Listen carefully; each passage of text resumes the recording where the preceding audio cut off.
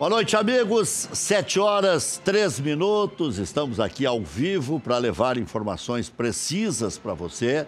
Aliás, nessa época é impossível de levar informações muito precisas, né? A gente tenta, né? E aí vale a frase do Nelson Rubens, né? A gente aumenta, mas não inventa. Ah. E às vezes tem que aumentar mesmo, né? Porque tá pouquinha coisa, hein? Estamos recebendo aqui 3 grandes conhecedores de futebol por dentro e por fora. Entendeu? Vai começar. Não, dentro do clube, fora do clube. Vladimir Chieli de centroavante ali, ladeado pelo Michael Matiello lá na ponta esquerda e o José Vecchio Filho aqui. Deixa eu começar com uma provocaçãozinha do José Vecchio Filho. Como é que é o nome do teu cavalo lá no prato? Esse que ganhou vários prêmios. Com a semana que vem, Sangue Missioneiro, não? Sangue Missioneiro. Quando João Padeiro que tá te botando. João Padeiro, É. João Padeiro diz que só tira foto com Colorado, que todo mundo quer tirar foto com um cavalo vencedor e tal. Diz, não, gremista não tinha aquele negócio esse. O presidente tem que ser democrático, o presidente agora, além de proprietário do cavalo, dono do cavalo e tal, né? Porque o João Padeiro tá sempre de bermuda, né? E lá não pode tirar foto de bermuda. Ah, bom. Senão daqui uns dias vai um de chinela havaiana, outro de camisa difícil.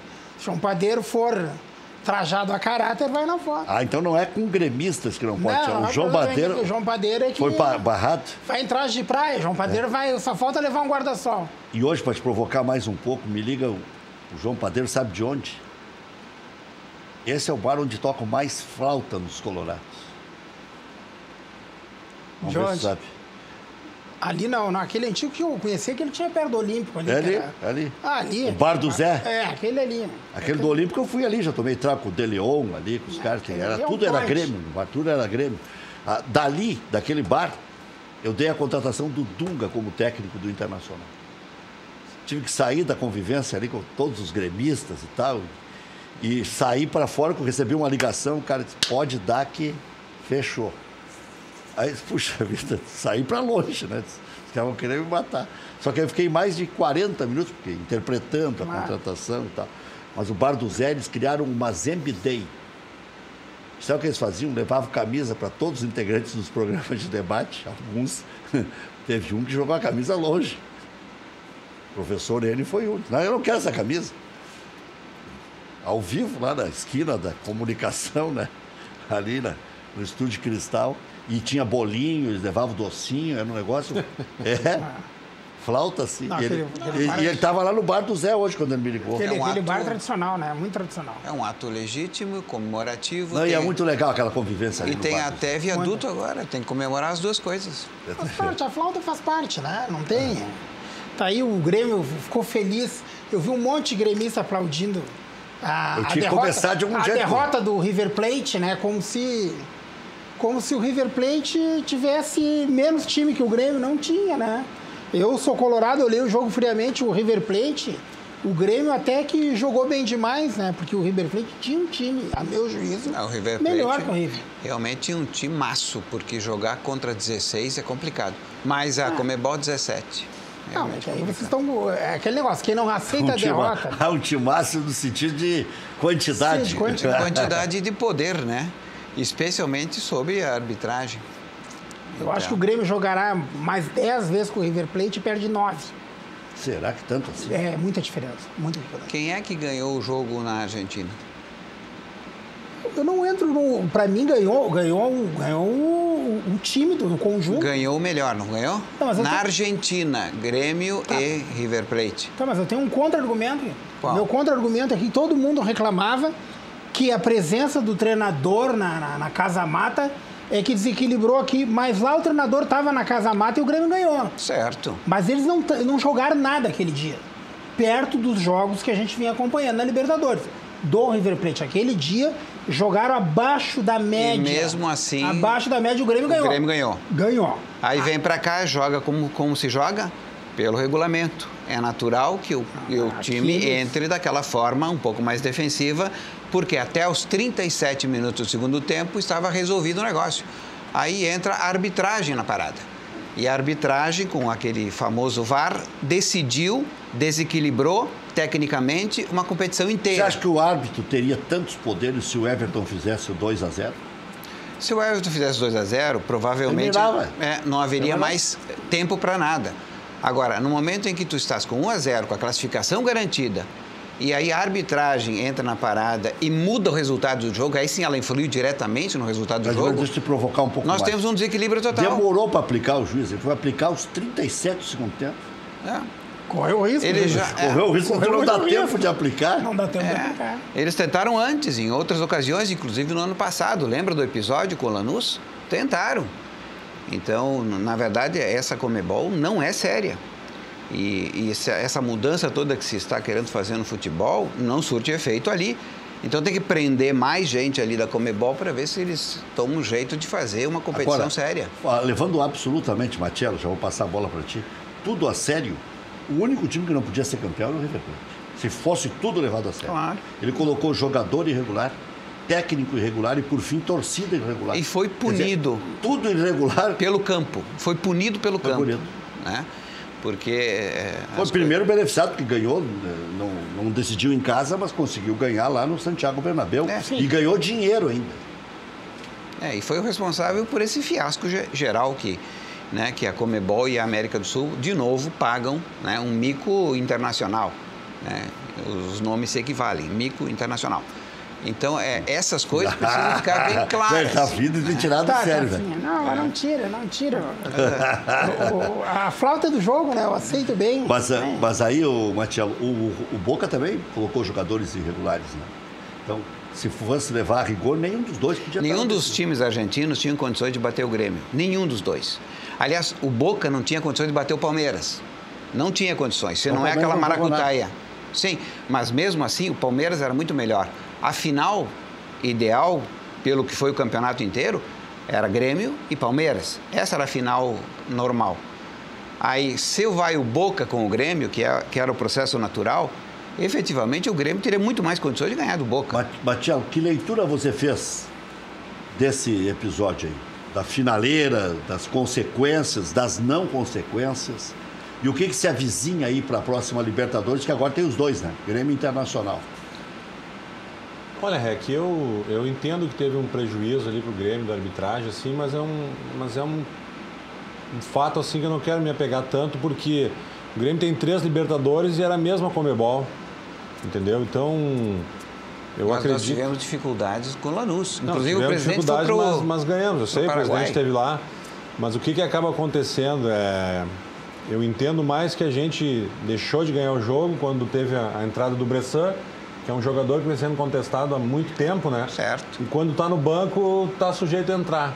Eu acho que ali foi um... Mas houve 2 pesos e 2 medidas. 2 pesos e 2 medidas. Agora, se o erro de arbitragem no campo se justifica, porque ele não viu um lance e viu outro. Mas não. Agora, o VAR obrigatoriamente tem que ver os 2 lances, porque senão há um desequilíbrio técnico. Não tem como a gente fugir disso. Ah, mas o VAR não viu. Mas como não viu? Se o VAR está aí para isso, com várias câmeras para poder verificar isso, como é que não vai ver um gol de mão? O VAR, na verdade, hoje está sendo utilizado quando se bem entende. Eu acho que é isso que está acontecendo. O VAR está apitando. Na verdade, o VAR está apitando. O VAR está apitando e o juiz de campo está cumprindo o que o VAR apita, quando deveria ser o inverso. O juiz apita e chama o VAR. Naquele episódio do Bressan, ele não chamou o VAR. Ele foi alertado externamente para que o VAR pudesse ser acionado. Por que isso não foi feito no gol ilegal de mão do jogador do River? Então havia, sem dúvida nenhuma, uma armação clara, claríssima ali, para que o River Plate e Boca fizessem a final. Então isso não é uma competição justa, não é uma competição legal. Por que isso não acontece, por exemplo, nos países desenvolvidos? Só no nosso aqui e nos arredores? Mas não teve, na final da Copa do Mundo, o juiz errou. Errou pelo menos em 2 lances. Beneficiou a França. Que também pode ter alguma coisa, mas já é mais complicado ter, né? A bola pune, a banca paga e recebe. O VAR não foi feito para julgar lance. O VAR vai permitir que os juízes errem também, porque tem que interpretar o lance. O juiz pode errar olhando o VAR e se convencer que houve ou que não houve. Pode como foi naquele lance do Dedé, que ele expulsou o Dedé no jogo do Cruzeiro com o Boca. Pode errar na interpretação. Agora, a interpretação é o lance que o árbitro de campo vai interpretar e não ser chamado ou deixar de ser chamado quando há uma ilegalidade brutal que se converte em gol, como foi aquele gol de mão do River. É obrigação do VAR chamar o árbitro para que ele analise. A falha não é só dos árbitros, dos assistentes, também estão ali para... Não, aí tu tens assistente de campo... É um conjunto. Tu tens... Quantos árbitros de vídeo são? Então, aí é um conjunto de falhas. Nós temos que fechar a arbitragem, então... Não, mas eu acho que é muita gente para errar. Muita gente ganhando, né, para julgar uma partida e errando, porque o pessoal da cabine ali tem mais condições ainda de repetidamente ver o lance. E eu sempre fui defensor disso, porque eu acho que mais que isso tem que se dar o direito dos técnicos de desafiar o lance. Né? No tênis é assim, o tenista tem em cada set um número de desafios. Né? No futebol americano é possível. Por que no nosso não? Fica condicionado à arbitragem? Eu acho que tem que estender um pouco esse conceito, né? E permitir que, por exemplo, claro, não que o treinador a qualquer momento vá... uma vez por tempo. Não um lance capital desses, assim, que o treinador viu, que o jogador do campo assegurou que vale a pena o desafio para reverter, tem que dar o direito, porque afinal de contas, todos são profissionais e estão trabalhando no espetáculo. Agora, claro que jamais se imaginou que com o número de pessoas envolvidas se continuasse com essa margem de erro. Mas isso aí faz parte do futebol, né? Afinal de contas, tem gente que é contra o chip na bola, prefere conviver com a dúvida se entrou ou não entrou. Tem gente que é contra a tecnologia, porque aí vai acabar a conversa de bar. Vai chegar um dia que não vai ter mais conversa de bar sobre futebol. Então, o torcedor médio, ele gosta dessa dúvida, né? E desse caos aí. Mas eu acho que a banca paga e recebe, Inter, Grêmio, todos os times já foram punidos pela arbitragem e já foram beneficiados. E aí, no ano seguinte, as coisas renovam e vão indo. O Internacional já perdeu o Campeonato Brasileiro em erro de juiz. Nós já vimos aí o Corinthians, né, que é um time que sempre foi lampejado. Sabe que ainda está difícil a situação da arbitragem, mas não dá para comparar com o que era na década de 70. Era impossível ganhar dos times cariocas e paulistas. Bom, o Grêmio teve um título sonegado aqui dentro do Olímpico em 82, Oscar Escofra apitando, né? O próprio futebol brasileiro, eu ia comentar, o Corinthians, quando ele não é beneficiado pela arbitragem, ele é lampejado pela sorte. Quando ele caiu para a Série B, as primeiras 7 partidas dele foram no estado de São Paulo. Ele não precisou viajar, uma casualidade. Né? Um time que arranca na Série B, jogando 7 partidas, dá para dizer em casa, porque era 100 quilômetros. Ele disparou na Série B e aí foi de galope, como se diz no turf, rumo à Série A. Então é muita sorte. Tem time que é beneficiado, por exemplo, com até o banco de reserva impedido e vai gol. Tem time que dá pênalti no meio de campo, né? Caiu no meio de campo é pênalti. Quer dizer, isso tudo o VAR resolve. Mas nessa história aí não precisaria nem VAR. Até a minha filha de 6 anos aí, ela identificaria que o pênalti foi no meio de campo. Agora, o Grêmio pode se queixar do VAR agora. Mas na Recopa, 2 jogadores expulsos do Independente. Mas aí é que está, porque o VAR cumpriu sua função. Não foi beneficiado. Não houve um benefício. Mas o árbitro de campo não viu. Sim, mas aí alguém chamou e orientou ele. Por que ninguém chamou e orientou o árbitro de campo quando o cara meteu a mão na bola e botou a bola para dentro no jogo do River? Essa é a função do VAR. Aí que tá. E aí nós vamos chegar num outro quesito, que é a tecnologia. O que o Vec falou é o seguinte, o VAR, ele está ali para auxiliar o juiz. Se ele não tiver a câmera correta, ele não vai auxiliar o juiz. Quem viu o lance de mão foi a Sport TV, com uma lupa. Não, na hora ninguém reclamou. Assim como ninguém reclamou na hora o pênalti. Então por que vale uma e não vale outra? Podiam passar os 2 batidos. Claro. História do engenheiro de obra pronta. Quando cai uma ponte, aparece 10 engenheiros para dizer que a ponte estava mal feita. Mas quando inauguraram, não foi ninguém lá dizer, vai cair daqui a 10 anos. Mas a função do engenheiro é garantir a ponte. Eu não tenho que ficar me metendo na função do engenheiro. Não garante. Infelizmente não garante. Tá. Não garante que o juiz vai lá e vai olhar e vai errar. Então que erre o juiz, da distância. mas que não erre o VAR. Porque o VAR é desequilíbrio técnico, o juiz é a interpretação. Não, nós estamos debatendo aqui, parece uma conversa de bar, mas isso é muito importante. Decidiu uma Libertadores da América. Decidiu o Campeonato Mundial. Porque vai o Grêmio para o Mundial. Vai o Grêmio com o Real Madrid de novo. E desse ano aqui nós ganharíamos. Então, na verdade, é um título mundial que foi jogado pelo lixo por conta de um erro de arbitragem, que pode ser intencional ou não. Aí tem que analisar com um pouco mais de frieza. Sabe que o cara fica meio assim, né? A contradição ela está implícita. No ano anterior, o pequeno, que era o Lanús, foi beneficiado contra o River Plate. Dentro da mesma Argentina, onde o queridinho é o River Plate. Mas aí já havia uma espécie de direcionamento pelo Lanús que levou o presidente do Grêmio para o Paraguai, porque nós fomos quase garfiados aqui, na arena, em plena arena. Então tinha o quê? Toda uma construção. Pompa, né, para um time pequeno da Argentina ganhar. Né? Tinha essa pompa. Agora... Nossa, ali o Grêmio foi bem. Ali o Grêmio foi bem. Claro. Porque depois daquele lance massacrou, né? Do Jael aqui. Porque ali é o seguinte, todos nós dissemos, e nós não tínhamos VAR. Na hora, quando o Haroldo narrou o lance... Não precisava nem VAR.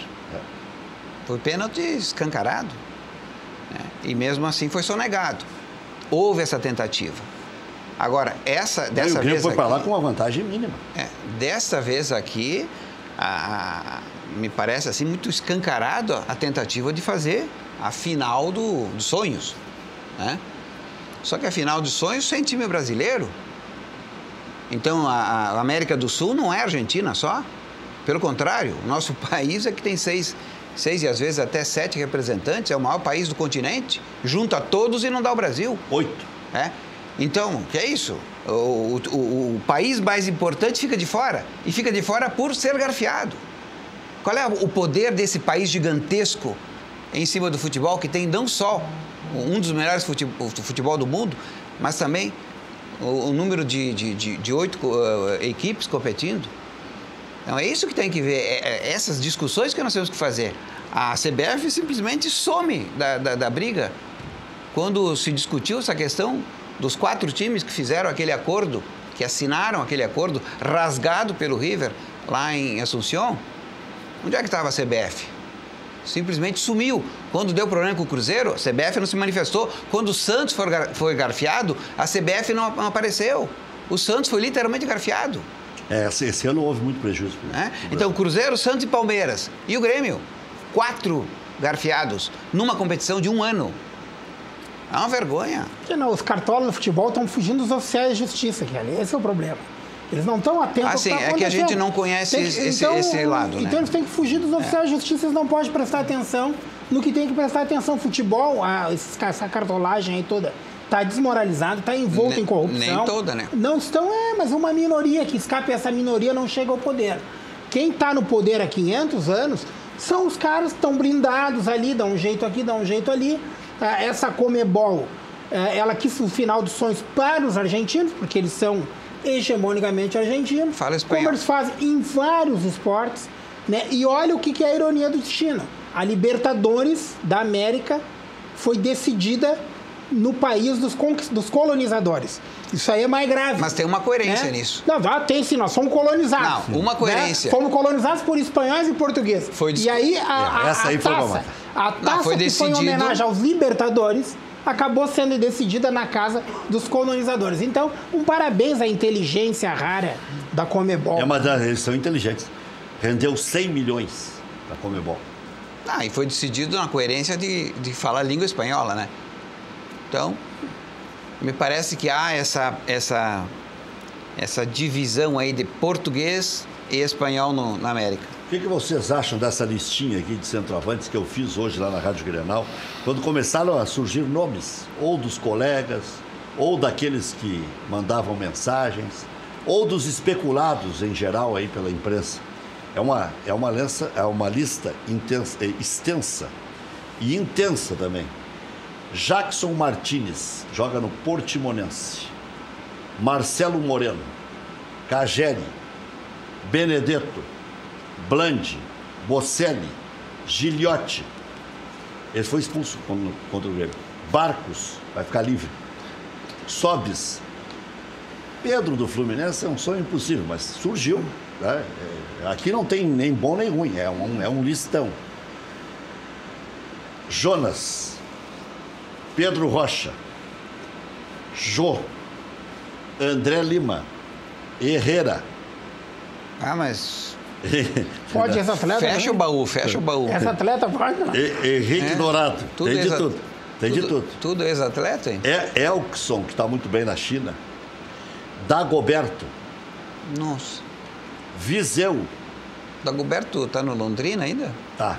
Um dos artilheiros, um dos destaques da Série B. Dagoberto, Viseu. Facundo Ferreira. Allan Kardec. Gignac. Tem um aqui que é um paravão. Milton Caraglio. Bom. O futebol é compatível. É isso, Tá. Tardelli. Kleber, que é um ex-jogador do Palmeiras, muito jovem. Podia até tirar o do Palmeiras, é ex-jogador, né? Tá. Ricardo Oliveira. Diego Souza. Falcão Garcia. Ibrahimovic. Tem para todos os gostos. Escoco. Falei Théo Gutierrez já? Théo Gutierrez. Fernandão, aquele que jogou no Goiás e no outro, não o falecido, óbvio. Mas não é que alguém pode confundir que tem um terceiro, um quarto. É aquele grandalhão mesmo, que tinha o mesmo tamanho do Fernandão e tudo. De repente até levou o apelido porque o Fernandão jogou no Palmeiras depois, mas ele começou no Goiás também. Vargas. Alexandre Pato. O Vargas onde está? Vargas estava num time pequeno da Europa, não me lembro qual é. O Vargas. Mas eu já vejo aqui, o Bruno me ajuda aqui. São tantos. Alexandre Pato, Lisandro Lopes, Bol, Alex Teixeira, Raniel, Gonçalo Carneiro, Oscar Romero, que é irmão do Romero do Corinthians. O Raniel tem um futuro, né? O que se salva aí talvez seja Raniel. Tem bastante aqui. O Vargas, Lisandro Lopes. Benedetto. Pode ficar. E o Benedetto. Benedetto me serve bem. O Lisandro Lopes não? Não, nem Não, o pensar. Lisandro não serve. Pode Escoco, não. Nem pensar. Guinhag serve aí. Gignac. Serve. Théo Gutierrez. Não tenho opinião formada. Ah, tua lista eu acho uns 10 nomes. Diego Souza. Fazendo os cortes, Diego Souza também. Não, para aí. Não, Diego Souza. Ibrahimovic. Não, 3 tu tira aí. Ibrahimovic tá Falcão com 40 Garcia. anos e custa 50 milhões. Não, mas eu acho que periga ele vir só pelo... Rosselli. O Falcão Garcia tá... Falcão Garcia tá onde? Tá onde? Falcão Garcia tá na Europa. Tá no Mônaco. Aí impagável. Não vem. O Eduardo Vargas tá no Tigres do México. Eduardo Vargas pode vir. Uma pedida boa, hein? Tigres. Mas dá para acrescentar outros aí, já que enfiaram o atacante aí. Aquele Aquino, que fez furor contra o Internacional também no Tigres. O Acosta, argentino. Porque esse aí é jogador de seleção agora. Aí não. Na época que jogava no Lanús, não era de seleção. Também foi bem contra o Grêmio, né? Fez até gol. Lucas Prato não colocou aí. Mas o Prato é titular do River. Mas... Esse aí eles não liberam. Mas dá pra desidratar a tua lista aí, tira 10 nomes bem, ó.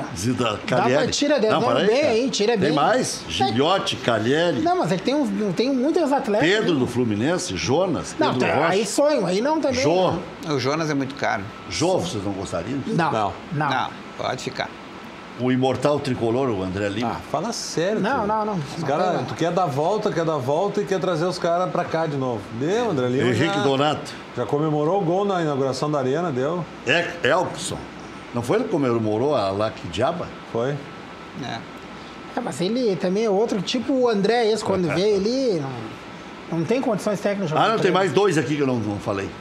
Lucão e Wagner Love. Não, também não. Wagner Love. Não, Wagner Love não. Tu quer arrumar um problema pro Grêmio. Sabe que o Wagner Love é azarado, né? Quando ele chegou no Flamengo, o Pelaipe mandou ele caminhar porque ele custava muito caro. E tinha uma incumbência o Pelaipe para baixar a folha para 4 milhões na época, lembra? E acabou campeão da Copa do Brasil. E agora o Wagner Love estava sendo especulado para voltar para o Flamengo. Anunciaram. E aí anuncia Paulo Pelaipe. Paulo Pelaipe, uma vez, você pegou com o Abelão aqui, hein? Lembra? Ele até meio que tocou uma flauta no Abel e tal. Mas agora vamos se entender. Né? O Abelão é um grande sujeito. O Pelaipe vai chegar lá agora com um outro espírito, né? Porque aqui tinha aquela guerra Grenal, né? Lá fica mais diluído isso. Né? Tem 5, 6 times lá, é mais esparso a rivalidade. Vocês acham que o Pelaipe vai ir bem no Flamengo? Vou me abster de comentar. Porque eu... Não tenho embasamento para falar também. Eu acho que eles vão ter um baita orçamento, né? E o Pelaipe, ele já está rodado, né? Ele já não é mais uma experiência como começou no Grêmio, né? Ele já está rodado, já errou bastante, já acertou um pouco. Então, isso aí vai dando estrada, vai ficando cascudo, né? Daqui a pouco ele tem chance de fazer um bom trabalho. E o Flamengo, né? Sendo gestor do Flamengo, do futebol, com aquela grana toda, é uma chance que todo mundo queria, né? Chance que todo mundo queria ter, né? Ele passou pela escassez e agora volta na bonança. O Flamengo não vai faltar mais dinheiro, né? O Flamengo equacionou os problemas. Eu vejo a dívida de $500 milhão foi paga? Segundo o presidente que saiu, né, e até com reconhecimento nos balanços e tal, a dívida é de 200 e poucos milhões e deve 23 milhões para banco só. Era muito mais que isso. Mas foi pagando. Era $500 milhão. Foi pagando. Vendeu muitos jogadores para a Europa. Só o Vinícius Júnior vendeu por 140 milhões. Depende dessa gestão que vai entrar, né? Para subir para 400 milhões é 3, 4 contratação mal feita. Mas eles têm um apelo muito no quadro social, no estádio, a presença deles. Mas o quadro social é mil e alguma coisa? O quadro social desses clubes mas eles têm clube aí, também, existe. Mas eles vão além do futebol. Mas o quadro tem regata, tem basquete. Não é que nem os nossos clubes aqui, Matias, é só futebol. Eles não, eles têm tudo, eles têm remo. Sim, mas eles gastam têm contribuição, com isso. Não ganham mas com arrecado, com basquete, arrecado. Aí eu discordo de ti. Você não sustenta nada. Mal sustenta o remo. O quadro social do Grêmio e do Inter são os maiores que tem no Brasil e o terceiro que vem depois do Grêmio e do Inter é o do Corinthians com 30 milhões. Daí isso eu... Mas o quadro social, ele compromete a renda do estádio. Porque a maioria da mensalidade tem o quadro social, assim como está embutido o ingresso. Agora eles lá não... E onde eles jogam, eles têm uma torcida grande, eles lotam. Eles vão fazer um joguinho lá em Brasília, meu amigo, e lotam o estádio. Mas aí nós estamos falando de ingresso, não de quadro social. Tem essa confusão. Sim, não, tudo bem, mas o quadro social deles não é 1.000 jogadores, né? Eles têm uma arrecadação, eles têm um padrinho muito forte. Mas lota o estádio, dá 5 milhões. Quantos jogos faz por mês de 5 milhões? 2? 3? Então, a nossa receita é de 5, 6 milhões do Grêmio por mês do quadro social. Só do quadro social. Então, daria todos esses jogos aí e mais um pouco ainda do Flamengo. E esse negócio de vender camisa e tal, isso aí todos vendem muita camisa, né? Quando estão por cima, o Grêmio chegou a ser o segundo clube que mais vendeu camisa no mundo, em 95. Não sei, ele perdeu, não sei se foi para o Barcelona ou para o Real, foi para um dos dois. Não foi Benfica, foi um desses dois. No mais, o Grêmio chegou a ombrear com eles. O sistema gaúcho de tratar com o seu quadro social é muito, muito bom. Inclusive, na Europa se utiliza dessa forma. O Barcelona, por exemplo, tem quantos sócios que pagam em dia? E ainda por cima tem que ser sócio para ter direito a comprar o ingresso. Isso aí nós somos muito bem. O Matiello trabalhou lá, quando o Internacional estava por cima e tal, o Grêmio estava tentando chegar, né? E foi mais difícil, mas o Grêmio... O Grêmio em 3 anos saltou de 35 mil sócios para 90 mil sócios. Por quê? Por causa de títulos. Né? Isso que move o clube, né? Se tu ficar muito tempo sem ganhar um título... É um círculo virtuoso, né? Quanto mais títulos, mais competições. Quanto tempo vai demorar para cicatrizar esse episódio do Internacional, José Vecchi? Ele ainda é uma ferida aberta, né? Porque as coisas estão surgindo a conta-gotas, né? A gente não tem acesso, pelo menos eu não tive, e acho que grande parte dos colorados não teve acesso à íntegra da investigação. Você voltou para o conselho agora? Não concorri. Não concorreu. Por que não concorreu? Porque estamos num período sabático, meu grupo, né? Ninguém nos procurou, não quer conversa. Futebol é meio... Ele é cíclico, né? É estranho.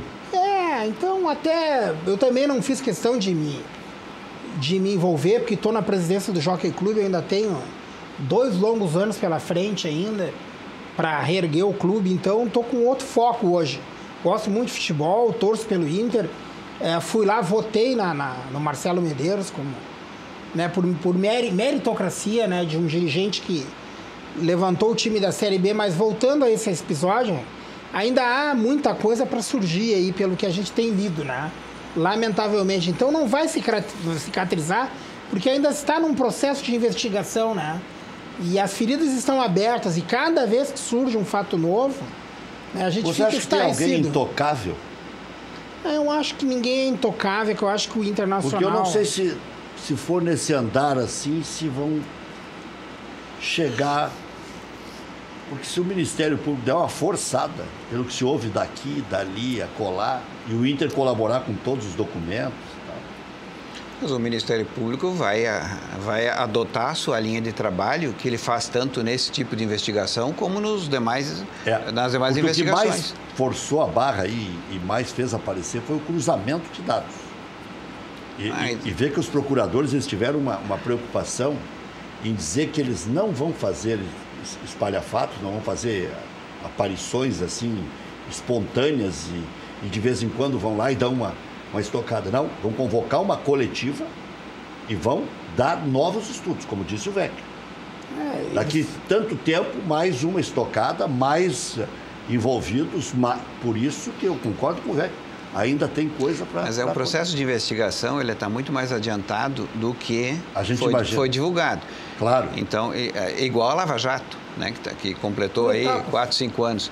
Elas vão por etapas, vão por abertura de novas investigações dentro da própria investigação. E isso me parece que é uma coisa que vai longe. Você acha que foi bom para o clube? Porque muita gente diz, isso é inédito no Brasil, todo mundo deveria fazer, o Internacional está de parabéns. O Internacional agora vai estancar isso porque escancarou. Não, vai começar agora a vingança um do outro e vai piorar porque vai virar uma guerra permanente. Eu acho que não é um privilégio, entre aspas, do Internacional que está acontecendo, né? Isso aí é uma onda que vem a nível nacional, né? Que no serviço público, nas empresas, na relação do privado com o público, e chegou no futebol. O futebol a gente sabe que há muito tempo não prestava conta para ninguém e demorou para cair a ficha que os nossos clubes hoje têm verba de 300, 350 milhões por ano, né? E que só prestavam conta ali internamente para o seu conselho fiscal, era muito da turma do deixa disso e coisa e tal. Né? Eu fico basbaqueado, né, com o que a gente tem lido aí, porque eu jamais imaginei na minha vida, e fui vice-presidente do conselho, que alguém pudesse chegar com uma mochila lá no financeiro e sair com ela cheia de dinheiro. Né? Isso aí para mim é surreal. Né? Também acho que há um certo exagero do Ministério Público quando fala em quadrilha, crime organizado, lavagem de dinheiro. Acho que isso aí é um exagero, uma bobagem, que pode ter havido desvio de dinheiro mesmo, mas não crime organizado, lavagem de dinheiro é do clube. Há pouco tempo atrás, a gente fala na história dos clubes, era comum... Organização criminosa. O dirigente de futebol pegar dinheiro para levar com a delegação, né? Mas é o que aconteceu. Quando tu junta mais de 2, vira uma organização. Se é para cometer crimes, organização criminosa. Eu acho que houve desmando e uns pecaram por omissão, né? E numa organização criminosa, eu acho que uns pecaram por omissão e isso vai aparecer. Né? E outros por atitudes que tomaram indevidas. Mas a omissão não faz desaparecer milhões. Mas aqui, Kelly, o que eu vou fazer é a pergunta que eu digo para todo mundo. Não estou aqui de advogado de defesa de ninguém, nem conheço o processo. Mas deixa bem, querer dizer que o Vitório Pífero, que o Romildo Bolzão, que o Marcelo Medeiros tem um absoluto controle do dia a dia do caixa de um clube, é bobagem. Isso não existe. Porque quando eles estão viajando lá, as coisas estão acontecendo aqui. Mas tudo é registrado. Aqui. Mas se não estancar... Tudo é registrado. A administração do Grêmio é absolutamente transparente. Cada despesa tem que ter seu recibo, tem que ter seu empenhamento, que é mais ou menos como funciona a administração pública. Mas tem a geração da despesa. Mas recibo frio... Mas tinha recibo frio não existe. Vai na prefeitura, por exemplo, ou no governo do estado, querer emitir o recibo, né, de comprovação de um serviço que prestou para o Estado para ver se te pagam. É nota fiscal. E nota fiscal é quente. Sim. E agora as notas fiscais são eletrônicas. Então não tem como fraudar. Agora, recibos ou nota fiscal fria, isso é crime. Que agora eles vêm com aquela história da teoria do domínio do fato, porque ele é presidente, tinha obrigação de conhecer. Não é bem assim. Infelizmente não é bem assim. É um universo pequeno, não é um universo universo grande. O Grêmio viveu com um episódio no início da administração do presidente Romildo, que havia funcionários que vieram da administração do presidente Fábio Costa, e que era uma polêmica da outra. Tinha relação com o empresário, que o empresário dominava as categorias de base, que tinha participação no passe do Wallace, Pois bem, esse empresário também fez negócios lá com o Internacional. Né? E aí, não sei se não vai respingar em mais coisas que a gente nem imagina. Mas o nome do empresário já está circulando. Na próxima apresentação do Ministério Público já vão surgir os empresários de futebol. Um jogador como o Ariel, meia boca por natureza, custar 500 mil euros um empréstimo e o empresário ganhar 300 mil de comissão, não é normal. Isso é o que se chama de lavagem de dinheiro. Né? Euros, por favor, não é essa merreca de reais. A lavagem de dinheiro é essa, não né? É a lavagem. Não é lavagem. É tu inchar os valores para poder colocar por dentro aqueles que serão distribuídos como propina. Mas daí não é lavagem, é distribuição. Não é lavagem. Sim, tu lava. Isso não é lavagem, o dinheiro é origem. Lavagem é para ajeitar. O clube aceitou as condições. O lucro. Fez um mau negócio. Fez um mau negócio. Um negócio que em condições normais não poderia ter sido feito. E foi feito. Não, se tu me disser que alguém está ganhando junto, alguém ganhou junto, mas a lavagem não é. A lavagem não é. Alguém ganhou junto esse dinheiro. Concordou em pagar aqueles 500 mil euros ali, porque estava recebendo um benefício. O que poderia caracterizar a lavagem de dinheiro seria se num outro negócio, né? O dinheiro sujo. A lavagem de dinheiro, tecnicamente, quando há um crime antecedente. Isso. Né? Isso. O dinheiro de hoje veio contaminado de um crime antecedente. Isso. Ou quando tu quer esquentar um dinheiro que não existe. Não é lavagem. Claro. Tem que ver a origem. Quer esquentar o dinheiro. Dinheiro é frio. O que tu faz? Mas o dinheiro é frio, aí sim é lavagem. Já tem uma mas o dinheiro do clube que contratou o Ariel não é frio. O Inter pagou. O Inter pagou o que ele não vale, é uma questão comercial. Não, os 500 mil sim. Pagou o excedente até nem é quanto ele não vale. O excedente é o valor da comissão. Vale. Comissão de 60%. Aí entra a história dos direitos, etc. Aí é propina pura. Concordo. Bom, aí já é outra palavra. Mas não lavagem. Aí já é uma expressão mais adequada. Mais próxima da realidade. Mais próxima. Mas vê que isso aí não podia ser. Mas, Vec, tu não acha que se o presidente fosse que nem muitos clubes da Europa são, que o cara é remunerado, que o cara tem que dar expediente das 8 da manhã às 6 da tarde, tu não acha que ia ser mais difícil de acontecer? Ou tu não acha que eu não sei, se eu fosse presidente do Grêmio, a primeira coisa que eu ia chegar lá de manhã e dizer, me traz o extrato aqui. Me traz o extrato, eu quero saber quando entrou na conta do Grêmio ontem, quando saiu. Eu acho que, sei lá, tem cara que não faz isso. Tem cara que deixa na mão do funcionário. Vai confiar no financeiro, não deixa na mão. Vai confiar no funcionário. Se tu tem um vice-presidente financeiro, que é o teu braço direito, e tu confia nele, tu não vai olhar o extrato, Matias. E aí, quando tu vê, meu amigo, até tu provar que tu não é cavalo, comeu meio saco de mas e daí se esse cara vem dizer que... Daí se esse cara, tu não pode dizer que ele se omitiu. Mas Veca, tu não bota a gente da tua confiança. Não. O presidente do Inter e do Grêmio tem o domínio sobre todos os setores do clube, sobre todo. Ele tem que delegar. Tá? Então, ele confia no vice de finanças, ele confia no vice de futebol, ele confia no vice de patrimônio, porque são nomeados por ele, não são eleitos. Tirando os dois vice-presidentes, agora o Conselho de Gestão, são pessoas da confiança dele, que podem ter traído a confiança do presidente. Quer ver, Zé, por que fica difícil de inocentar, a palavra não é essa, de não analisar a situação do presidente, do envolvimento ou não do presidente, é que são muitos casinhos. O presidente não conheceu os casinhos. Por exemplo, devolução de dinheiro de ação trabalhista. Não contestar, essa é a tua área, não contestar, tu atua mais na civil, mas o Vladimir também é um bom advogado. Não contestar não é próprio de clube de futebol, de empresa alguma. Vão até a última instância em Brasília querendo se safar. E o Inter acertava na primeira. Posso fazer agora uma indagação? Tu acha que o Vitório, sendo engenheiro, eu não estou defendendo o Vitório, eu estou fazendo um contraponto. Não, tá certo. Embora eu goste muito do Vitório. Não tem problema. Também não me causa contra. Eu gosto muito do Vitório e acho que vamos esperar. Para me informar, mudar minha opinião, eu quero a conclusão. Mas vamos saber o seguinte. O Vitório Piffer é engenheiro. Você acha que vai haver conclusão? Vai haver, sim. O Vitório Piffer é engenheiro. E qual é a pior das conclusões e a melhor das conclusões? A pior das conclusões é que o presidente tivesse conhecimento de tudo e se omitido em tomar uma providência para estancar o que estava acontecendo. Aí é o pior dos mundos, né? Que o mandatário maior do clube, sabendo de tudo não isso... Não estou dizendo que vai ocorrer, mas alguém pode ser preso. Tivesse feito vista grossa. O torcedor né? lá em casa está perguntando, alguém vai ser preso? Sim, mas aí a pergunta que eu... Deixa eu concluir o raciocínio. Os tempos são outros. O Vitório Piffer é engenheiro. O presidente do Grêmio foi condenado e foi absolvido pelo Conselho. Foi condenado na Justiça Comum. Guerreiro. E absolvido pelo Conselho. Aí, então, o homem é engenheiro. E tem um vice-presidente jurídico que chega na mesa dele e dá um prato feito. Olha, esse acordo é bom para o clube. Temos que pagar isso.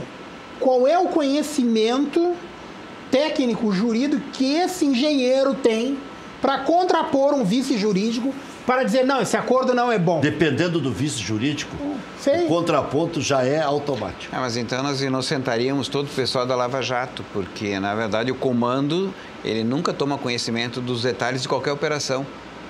Aí todos seriam inocentes por falta de conhecimento. E puniríamos quem? Os de baixo, então, apenas? Os de baixo estão fazendo delação? Os que atuam diretamente. Não, mas aí a delação... Já diz o nome, ela está dando um prêmio. Mas isso mostra o quê? Só no Brasil o cara faz a falcatrua, participa, aí ele deda os comparsa e sai isento. Não. Nós vamos encontrar o cara embora, segundo o coqueiro à esquerda, porque ele é um dedo duro. E no Brasil ser dedo duro... Tu acha que ali tem alguém que vai dedurar? Ali um dedura o outro e negocia. Olha, eu vou ficar 6 meses fechado, depois vou morar nas Ilhas Maldivas. A delação não é só isso. A delação tem que ser acompanhada de provas concretas. Eu sou contra a delação premiada.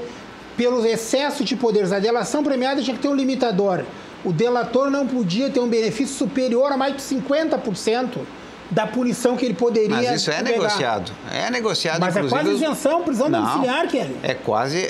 depende da situação. Não. Tem, por exemplo, o Marcelo Odebrecht. O mundo todo. Olha aqui, o Marcelo... E está em prisão domiciliar. O Marcelo Odebrecht está cumprindo pena ainda, agora que foi para prisão domiciliar, mas cumpriu um período significativo de pena longo, fazendo a delação. Que tinha. Porque segurou, tentou segurar. Tentou. O JBS... Porque não vale a pena para o cara fazer. Serviço. Então, no futebol vai ser assim. Agora vai entrar um período de delação premiada, provavelmente. Estou falando figurativamente. Existe isso no... Sim, isso aí é lá e acabou. Não, para esse tipo de... Não vai acontecer. Mas eu acho assim, ó. Então, assim, eu quero dizer... E se o cara pedir para fazer delação? Não, vai ter, o Ministério Público vai ouvir, mas eu penso assim, eu sou presidente do clube. Eu tenho que confiar no meu financeiro, eu nomeei ele. Se ele fizer uma barbeiragem lá, até prova em contrário, se disser que eu tinha pleno conhecimento ou que o dinheiro circulou na minha conta, cada dirigente tem que ser responsável pelo seu setor. O do jurídico, se errou, ele vai ser responsável pelo setor dele. O financeiro pelo dele, o de patrimônio pelo dele. Agora, achar que o presidente, pelo simples fato de ser um mandatário maior e ter nomeado aquele dirigente, ele faz parte de uma quadrilha ou está em conluio, eu não sou a presunção de inocência, para mim, ainda é norma constitucional. Eu quero que prove, entrou dinheiro na conta do Pífero, né? Circulou, ele se beneficiou de alguma coisa. Aliás, houve dinheiro, ele circulou, né? Houve desmando, houve ausência de prestação de contas. Onde é que foi usado esse dinheiro? Porque a gente sabe que no futebol... Esse negócio de dinheiro no departamento de futebol aí, isso tem 500 mil caminhos para tomar, né? Impublicáveis. Para pagar incêndio, bobagem de jogador. A gente sabe como é que é. Não vamos querer aqui ser mais realista do que o rei, né? Que a gente sabe que o futebol vivia disso. Não tem virgem na zona. Não tem. O jogador apronta lá e o cara vai, contrata um advogado. Tem que fazer confusão, vai dinheiro para cá, dinheiro para lá, às vezes não pode... Aí entra ali nos balancetes, eu não sei se no Grêmio, na prestação de conta, outras despesas, geralmente é uma rubrica monstruosa que não se abre, que ninguém abre aquela rubrica, nenhum conselho. Eu, na minha época de conselheiro, a briga era essa. O que é aquelas outras despesas que às vezes corresponde a 15% do orçamento do clube? No balanço do Grêmio não tem. Aí vem a turma do Veja Bem, do Canos Tigre. Olha, Veja Bem, não é... isso propaganda. É na FAC, o material de construção tem. É isso aí. Isso era no passado recente, mas agora não. Agora as questões têm que ser transparentes, tem que estar colocado ali no no orçamento, tem que estar colocado na despesa, tem que comprovar a despesa, porque a questão é da comprovação da despesa. Mesmo que seja eventualmente o pagamento de alguma situação pontual, isso tem que ter comprovação, tem que ter comprovação quente. Como é que vai comprovar frio? Se eu comprovar frio 100 mil, eu posso comprovar frio 200, 300, 500 mil reais. Eu não tenho limite para isso. E outra coisa, cada setor tem seu responsável, mas existe o comandante, existe quem obrigatoriamente tem que controlar o clube, senão ele não exerce a função Agora, do presidente. sabe o que é curioso, Kelly? E aí eu também não vou defender o presidente Vitor Pifo, pelo contrário, até eu não falo com o presidente há séculos. Né? O presidente não me dá entrevista. Me deu até uma entrevista quando estava cai, não cai, mas aí foi por circunstância da empresa e não por mim. Né? Num debate aqui ele não veio, ele disse que eu não tinha isenção para apresentar o debate do presidente. Eu não tenho isenção nos outros dias. Debate não tem isenção. Eu vou fazer pergunta para os dois, a mesma pergunta, e o debate vai ser entre eles. Então, no debate não precisa ter isenção. Eu não tenho isenção nos outros dias, porque eu analisava ele de forma muito crítica. Mas tem uma situação aí que o Vecchio pontuou, que cabe analisar, como vocês dizem, advogados, lato sensu. Se um tinha conhecimento, os outros vice-presidentes também tinham. Porque o Luiz Henrique Nunes sequer é citado. Eu perguntei isso para o próprio Luiz Henrique Nunes na Grenal, fiz entrevista com ele. O Sigma, inclusive, recorreu para que ele seja incluído também no rol dos analisados, porque ele é vice-presidente eleito, foi vice-presidente de marketing, onde circula um bom capital, né? E tem essa SP aí que explora a marca do clube, sim, deve para o Internacional 7 milhões. Tá? Bom, o portal da transparência, o Sandro Farias. Sim. Foi elogiado nacionalmente. Elogiado. Chegava nas reuniões do conselho, fazia uma explanação. Não sabia de nada, não tinha conhecido de nada. Então, o presidente sabia e eles sabiam também, então. O REC desafio aqui. São muitos casinhos para escapar do controle. Só a investigação e não a especulação é que pode detalhar isso. Isso. Então, porque daqui a pouco eles são realmente... Se o Ministério Público está e fez uma entrevista coletiva e apresentou alguns dados já preliminares, é porque as investigações preliminares já foram feitas e encaminhadas. Eles não tiram isso do nada. Embora às vezes possa haver algum tipo de exagero, algum tipo de descuido. Eles deixaram vazar o caso do Hernando de propósito. Para dizer, esse pode ser o fio da meada. Eu desafio a nível nacional um clube, para dizer o mínimo, que tenha lançado a mala branca na despesa. Para ser menos... Eu sou inocente. Tô chegando hoje. Mas isso era da época do Paysandu. Não, todo dia tem mala branca. Isso era da época do Paysandu. Tem, aqui não. Falando hoje. Tem a mala branca, aquele clube que não tem mais nada a fazer, mas o outro corre o risco de ser rebaixado. Foi no Grêmio ou foi no Inter que alguém levantou no conselho a mão e disse assim, como é que nós vamos justificar a compra de juiz, suborno de atleta? Isso é o pior, eu falo a mala branca. A mala branca, aquele quando teu time tá na Berlinda, tá no bico do Corvo, para ser rebaixado. Isso é um estímulo. Mas como é que contabiliza? Não, isso é um estímulo. Mas como é que contabiliza? Tem que contabilizar de forma aberta. Nota fiscal do outro clube aonde? Tem que contabilizar. Eu quero nota fiscal. Outra despesa. Vem num papel de pão, meu amigo. No máximo um papel de pão. Então, tem que contabilizar, tem que estar bem claro ali, tem que estar transparente. Vamos chegar nesse nível do futebol que o Chielli prega? Vamos chegar. Aliás, o Brasil está caminhando para isso. Vai demorar mais anos, não é uma questão de 1 ou 2 anos. Vai demorar anos até que nós tenhamos a cultura de cobrar, a cultura de saber o que está sendo feito com o dinheiro, que é de todos. Porque vai se falar assim no futebol, os clubes, na verdade, são entidades públicas não estatais.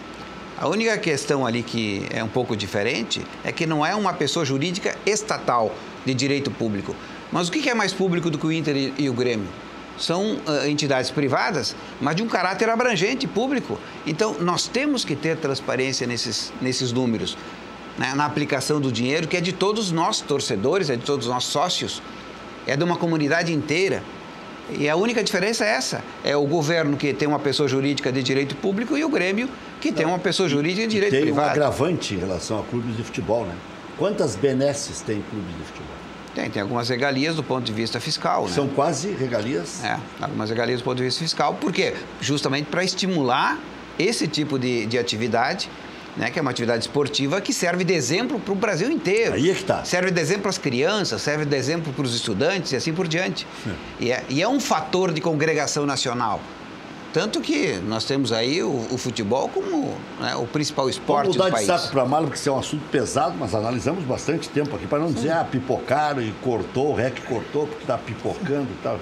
Se há alguém que fala desses assuntos, sou eu. E tenho algum, não domínio, mas eu tenho algumas coisas que eu acompanhei a vida inteira. Sou meio encherido nessas coisas. Mas vamos pular de saco para mar. O que vocês acharam da porrada no Casagrande no Tite? Eu não vi. Também não vi. Mas sabem do que houve, né? Eu ouvi falar que, mas o conteúdo não vi.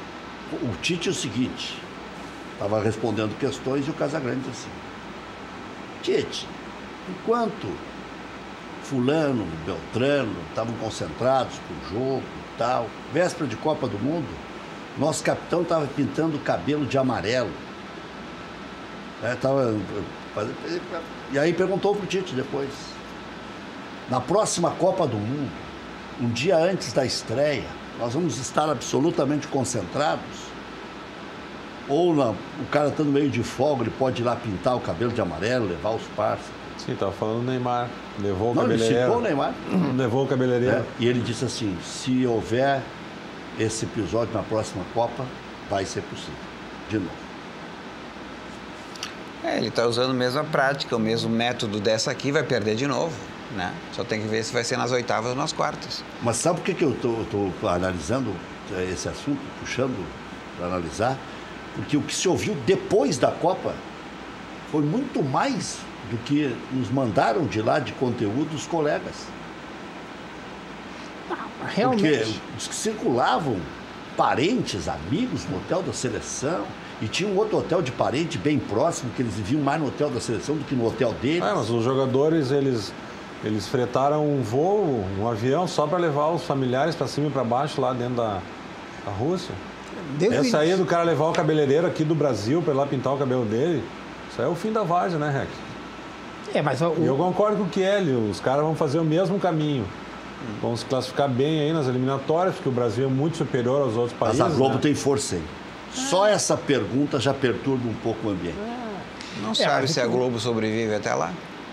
Também não sei. O que se viu... Tá feia a coisa. O que se viu aí na Copa foi que, estranhamente, né, nunca antes na história das Copas, né, aconteceu dos familiares ter convívio diário com os jogadores. 2006 foi parecido. Né? Então, assim, eles saíam do hotel deles... 2006 eu estava lá.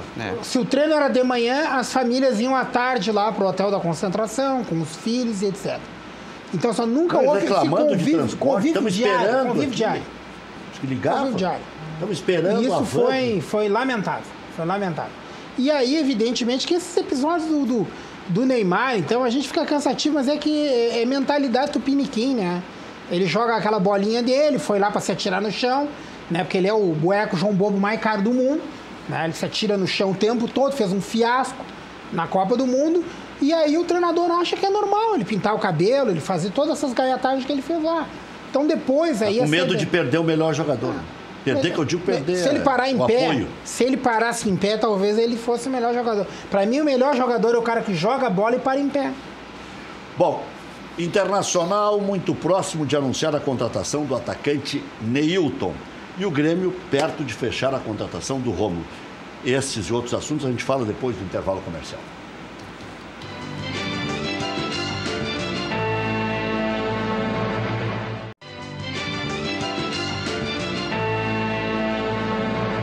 São só os homens que gostam e entendem de futebol. A Patrícia Moura estava aí dando também o seu palpite. Tem aqui o João de Esteio, muito brabo, né? Sempre muito brabo com os gremistas e tal.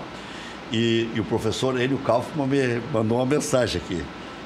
O professor disse assim: vou ler aqui, professor, eu sou meio traíra aqui, professor. Mas sabe que o senhor mandou, acho que o senhor quer que ele divulgue. Olha aqui, ó. Continua o choro. não para nunca. Ou ganha, ou empata, ou é roubado. Não é verdade. O cara não meteu a mão na bola e botou a bola para dentro. Continua o choro. Professor, a bola bateu na mão dele, então não foi a mão que bateu na bola. Talvez essa pequena diferença. O professor está dizendo que ele não meteu a mão na bola, que ela bateu aqui.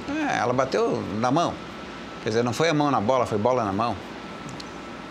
Professor, a choradeira vem de 2005, lá do Corinthians, hein? Antiga.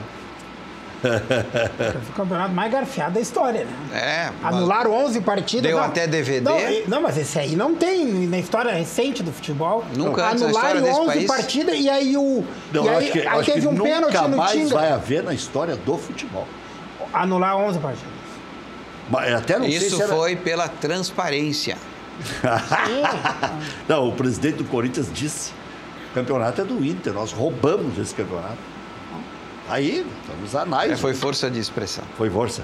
Força de expressão.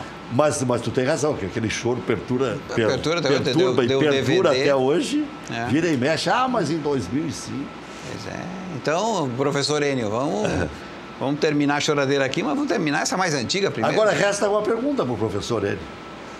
Professor Enio, se fosse o contrário, o Inter aos 37 tomasse 2 gols, um de um pênalti, foi muito difícil de ver, ninguém viu. O atacante estava cobrando escanteio, queria escanteio. O cara que estava no lance queria escanteio de medo que o juiz desse tiro de meta. E o juiz deu escanteio. E o juiz... Aí o Jael caiu, demorou para levantar, e aí deu tempo dele ir lá ver. Se cobra rápido, de repente, até na... Se é o contrário, o Internacional, pode ser para ti mesmo, velho. Não, a hora que é berrar, todo torcedor berra. Torcedor tem que berrar. O torcedor é passional. No jogo contra o Vasco, que o Vasco teve um pênalti ao seu favor, indiscutível, não berrou que foi prejudicado com um pênalti não dado para o Inter? Todo dirigente de futebol, quando ele começa a comentar sobre a arbitragem, é porque ele não tem nada a falar sobre o time. Isso para mim é uma regra, pode recuperar todas as vezes que eu vim aqui. A banca paga e recebe. E aí eu vou entrar e vou deixar uma pergunta pro Kelly e pro Michael Matiel. Hoje nós estamos e já vou dar mais uma pro Zé Vecchi. Os dois times terminaram jogando pouco, né? Porque o Grêmio podia mais, mas o Everton estava quebrado, o Michael estava quebrado, o Kahneman não pôde jogar, o Marcelo Groi estava com problema, o Luan com problema, terminou o ano sem poder jogar e tal. Não sei se isso aí justifica, mas o Grêmio terminou o ano jogando muito pouco. E o Internacional, da mesma forma, se dá mais algumas rodadas, não sei se não sairia do G4, que o Internacional foi, né, caindo pelas tabelas. O que esperar de 2019? O torcedor quer contratações. Eu não vejo por aí. Eu tenho até uma frase: contratar às vezes é não contratar. Mas eu quero que vocês falem depois do intervalo comercial.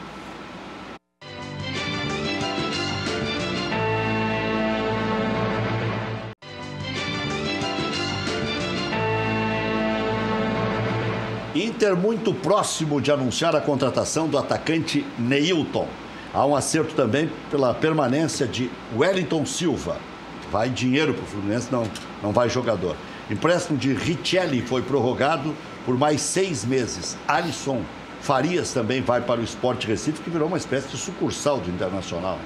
Segue o interesse no volante Elias. Proposta ao jogador deve ser por 2 anos de contrato. E com a provável saída do Fabiano, direção mira o lateral direito e esquerdo Samuel Xavier. Ele é ambidestro, tanto é que jogou um bom período no Ceará como lateral esquerdo, foi um dos destaques na lateral esquerda na competição. Mas no Sport Recife já jogou também como lateral direito, e é um jogador interessante esse Samuel Xavier, muito elogiado inclusive pelos técnicos. Há poucos dias estiveram aqui o auxiliar do Lisca, o Rospide, e o Julinho, que conhece muito o futebol do Norte e Nordeste. Grêmio perto de fechar a contratação do volante Rômulo. Segue a novela Thiago Neves. Sem acerto, o tricolor adota novo recuo na negociação.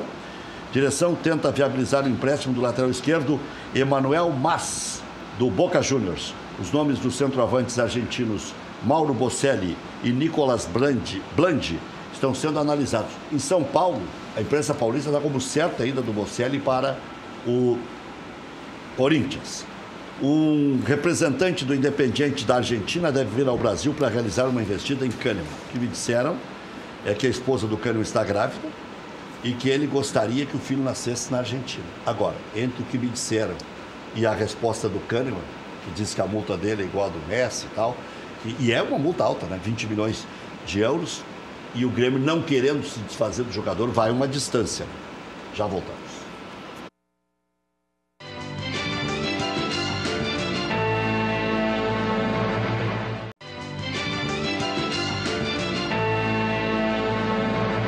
A CIA, distribuidora de material hidráulico, tem toda a linha de equipamentos contra incêndio. Extintores, válvulas, adaptadores, mangueiras, sprinklers. Passe na CIA. Garanta a segurança do seu empreendimento. Mas não esqueça, é CIA com S. Ligue 33-75-3800. Kelly, Machello, Zé Vecchio Filho. As duas perguntas que ficaram, que é uma para cada lado, então é mais ou menos o mesmo teor, né? Quem é que está mais apavorado aí? Se a gente for pegar o time titular, é bonitinho dos dois lados. Se incluir ainda agora Richelli, Paulo Guerreiro no Internacional, se incluir no Grêmio a contratação de mais um lateral esquerdo, a permanência do Léo Moura, a possibilidade de um Thiago Neves, se a gente for analisar, parece que com coisinhas assim, mas até que ponto vai a preocupação de vocês? Olha, que eu acho que o Internacional... ele caiu muito de produção, evidentemente. Eu acho que o plantel do Inter, ele não é tão qualificado como me parece que é o do Grêmio. Eu acho que o Grêmio tinha um time mais ajustado, uma base melhor. O Internacional vinha se remontando da Série B e eu acho que o Internacional, francamente, foi até muito mais longe do que qualquer colorado esperava. O fato do Inter ter em determinado momento, ainda que por pouco tempo, liderado o Campeonato Brasileiro, já para mim já foi uma grata surpresa. Então me preocupa sim, porque o Internacional não pode enfrentar a Libertadores com esse plantel que está aí, né? O D'Alessandro é o nosso craque da década, mas ele já está com um preparo físico comprometido. O Internacional precisa de uma peça de reposição que faça o time jogar, e achar um camisa 10 com a qualidade do D'Alessandro não é fácil, né? No mercado não é fácil. O D'Alessandro vai poder jogar poucas partidas e o Internacional agora tem uma Libertadores para disputar. Então me assusta. Eu acho que Richelli, eu acho que o Wellington Silva não me diz muita coisa, né? Porque ele estava aí, e o Richelli, que já estava, que foi renovado, também. Então eu acho que o Internacional precisa, claro, com muita prudência, né? A gente sabe que tem que pagar a conta depois, mas o Internacional vai ter o acréscimo do Paulo Guerreiro, que também é uma incógnita pela idade, pelo tempo de parado. Vamos ser francos, o craque pode ter a noção, mas se as pernas não ajudam, não vai funcionar. Então me preocupa, sim. Eu acho que o Internacional precisa fazer umas contratações mais qualificadas e de nomes incontestáveis. Eu acho que o Wellington Silva não é o cara para resolver os nossos problemas. O Richelli também não. Elias. Né? Elias talvez sim. Talvez aí já... Neilton. É um outro patamar. Também não é jogador para grupo. Neilton, a meu juízo, é jogador de grupo. Elias não, jogador para vir e titular. Quer? Deixa eu fazer uma brincadeirinha? Não. Porque não perde uma. Agora a Libertadores da América, claro, para o Internacional vai ser um pouco diferente do brasileiro, porque, primeiro, não vai ter o apito amigo, né? São mais duros a arbitragem sul-americana do que a brasileira. E segundo, os times jogam com os titulares, né? Não vai ter a barbadinha de pegar sempre as equipes disputando com times reservas aí por causa de outras competições. São contrassenso no teu discurso, então. Não. Que o Grêmio foi afanado, não é sério, tem o VAR, agora virou um mega campeonato da Libertadores. Ainda há pouco era tudo um conluio. O tamanho da Libertadores não tem nada a ver com a administração da Libertadores. Não, então tá não. Eu tava achando uma contradição. Tu já nem queria mais nem jogar a Libertadores. Nossa, essa altura do campeonato. Eu até achei que ainda não tinha conquistado nada. Mas o que preocupa justamente é o que aconteceu em 2018. As competições, o excesso de competições acaba desgastando o grupo inteiro, né? Chega no final de todas as competições e acaba esvaindo pelas mãos. Tanto falar desgasta mais do que efetivamente desgasta? Na prática pode ser que sim. Pode ser que esse seja também um argumento. O fato é que não é apenas o desgaste físico. E eu estava aqui, uma vez estava com não me lembro qual é o jogador que estava aqui conosco no programa, e eu questionei ele sobre essa questão, não apenas do desgaste físico, né, de eventualmente alguma lesão muscular, ou algum outro tipo de machucado durante as competições. Mas que tipo de pressão, ou que tipo de consequência tem a pressão de sucessivas decisões em campeonatos de ponta, como, por exemplo, esses três, a Copa do Brasil, Libertadores e Copa do Brasil. São campeonatos de ponta, embora o Campeonato Brasileiro seja um pouco mais dilatado, um pouco mais longo. Mas cada jogo é uma decisão, porque são 3 pontos. Então, que tipo de pressão, além da questão física, exerce esse tipo permanente de decisões em que os atletas estão submetidos? E até que ponto isso pode ser levado em conta, por exemplo, no final de uma temporada, né? Em relação ao desgaste, não só físico, mas desgaste pessoal, emocional, que ele bate em jogadores de forma diferente. Então, tu pode ter um jogador, o craque do time, que no final acaba desmoronando por conta dessa pressão permanente, não apenas na questão física. Então, o que me preocupa é isso, é ter um time que tenha 15 titulares e que os 15 possam, a qualquer momento, entrar no jogo e dar conta do recado, em substituição a quem eventualmente tem que ser poupado.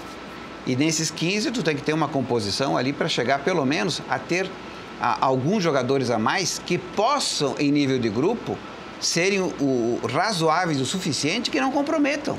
Nós tivemos jogadores que comprometeram quando entraram e eles fizeram toda a diferença. É isso que me preocupa em termos, inclusive, de quantidade e não apenas de qualidade. Marcelo. Olha, Rec, tu falou, né, contratar não contratando, mas eu acredito que o Grêmio precisa fazer umas 5 contratações. O lateral esquerdo, que ele já está procurando aí, talvez seja anunciado. Mais um zagueiro, porque, como o Kelly falou, Paulo Miranda foi um cara que entrou e na hora que o Grêmio precisou dele, ele resolveu no momento. Mas na questão do Bressan, ele teve cãibra. Um jogador profissional, num momento daquele, ter cãibra, aquilo ali deixou o Grêmio mal. Uns 2 jogadores para o meio campo, e a grande questão é o centroavante, né? Que a gente vê lá no Grêmio que o Grêmio quer fazer o André ser esse centroavante que não foi, se contratou para isso, mas eu não acredito que ele vai dar esse resultado tão rápido. Marinho assim. E Neilton, tem muita diferença? Na minha opinião, eu não contrataria o Marinho. Vieram do mesmo lugar, né? O Marinho, para mim, eu acho que com aquele dinheiro que pagaram por ele, tu trazia, dessa tua lista, tu trazia alguns aí. Mas a minha lista aqui é... Não, tem para todos os gostos a tua lista. Uma meia dúzia até. Então... Lucão. Então, tu vê. Eu nem botei o Rafael Moura nessa lista. Também eu acho que o Grêmio, nos últimos anos, a gente vem pecando nisso. A gente está em busca de um centroavante matador, mas não consegue contratar esse jogador, né? É uma peça tão rara, né? Embora tu liste 50 nomes, mas é uma peça tão rara aqui para jogar no Grêmio. O Grêmio não está acertando. Não, até tomara que eu mordo da língua. O Grêmio se livrou do Jonathan Alves. Né? Veio para o Internacional e é menos que o André, né? Ou é igual. Até fez uns golzinhos ali no meio. Tem que dar tempo ao tempo quando é estrangeiro, né, Rick? Até pouco tempo atrás, o Nico Lopes era nome feio no ataque do Inter. Não. Era vaiado. E a gente defendia os técnicos. Será que todos os técnicos não entendem? Como é que esse cara jogou na seleção? E hoje o Nico é imprescindível. Né? Foi um jogador aí que foi se afirmando. Então, quando é estrangeiro, eu ainda vou com mais calma. Tem adaptação. Agora, jogador brasileiro que está acostumado a jogar aqui. Né? E outra coisa que nos prejudica enormemente, todo o deslocamento da delegação do Inter e do Grêmio é uma gincana. Né? O Inter e o Grêmio vão jogar, às vezes, lá em Fortaleza, leva um bolinho, comemora aniversário no caminho, que vai pingando, passando de aeroporto, leva um ano para chegar. Os times do centro do país têm voo a toda hora, e eu acho que o plantel do nosso aqui, dos times, principalmente aqui de Porto Alegre, sofre muito mais.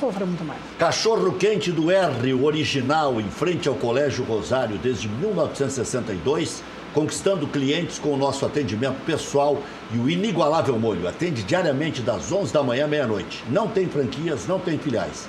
Cachorro quente do R, o mais tradicional de Porto Alegre.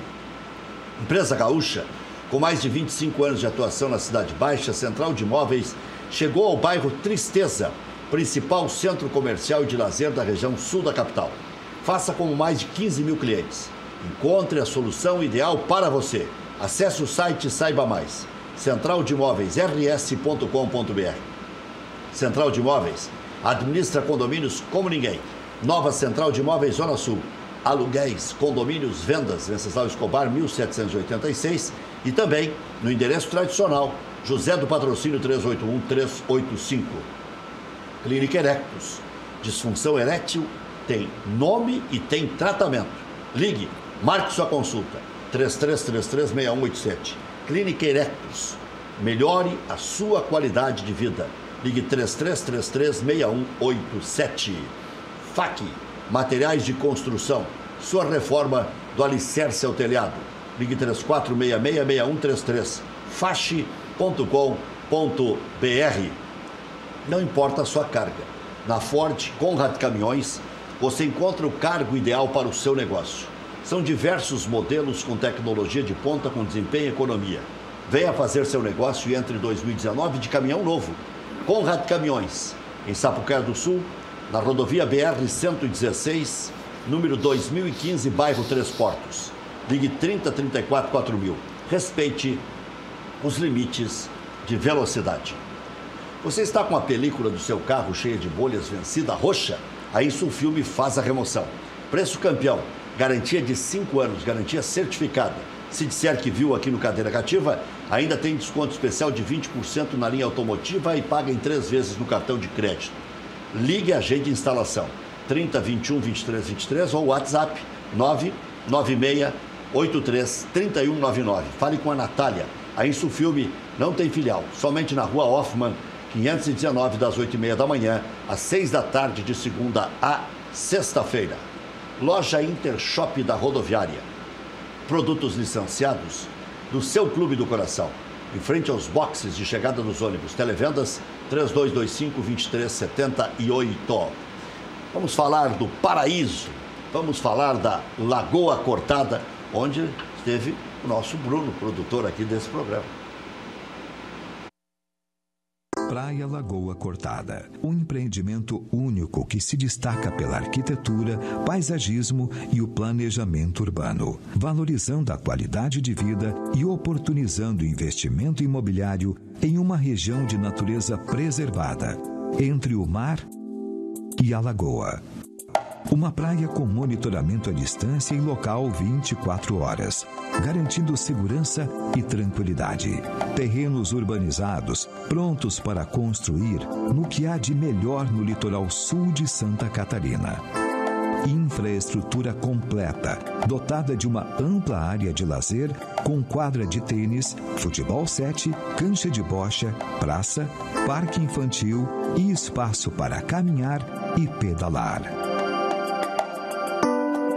O Caminho dos Girassóis e a Ilha do Chafariz sugerem um convite para contemplar momentos de relaxamento e prazer. Os serviços de restaurante à beira-mar e o pub noturno com shows ao vivo complementam o conforto e as opções de lazer e entretenimento aos finais de semana. Praia Lagoa Cortada. Entre o mar e a lagoa, a natureza encontra você.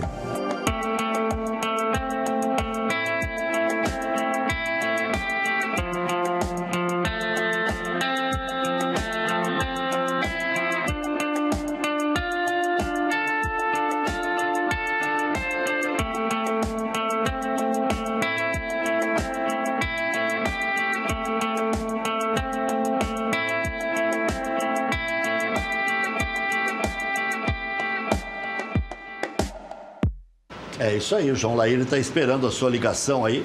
Vai sair negócio com certeza. Deve ver que o filho não quer morar no Paraíso? Olha, gostaria quando me aposentar. Quando me aposentar, eu... Não, mas não precisa. É pertinho de Torres ali, Praia de Gaivota. Pega teu helicóptero e vai para lá. Se eu tivesse dinheiro, não compraria um helicóptero, compraria um lote lá. Bom, em termos de arbitragem, a gente fala em debate e surge o VAR. O que vocês acham que a profissionalização da arbitragem resolveria o problema?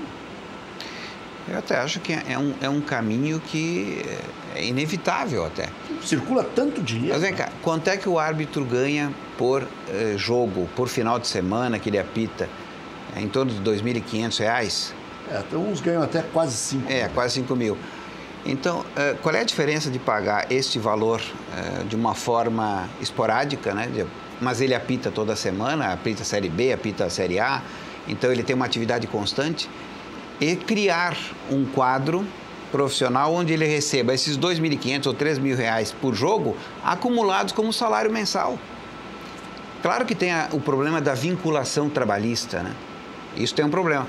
Mas isso se resolve, inclusive com a nova legislação trabalhista, se resolve com a criação de mecanismos que se possa fazer isso. Por exemplo, uma própria empresa ou cooperativa de árbitros.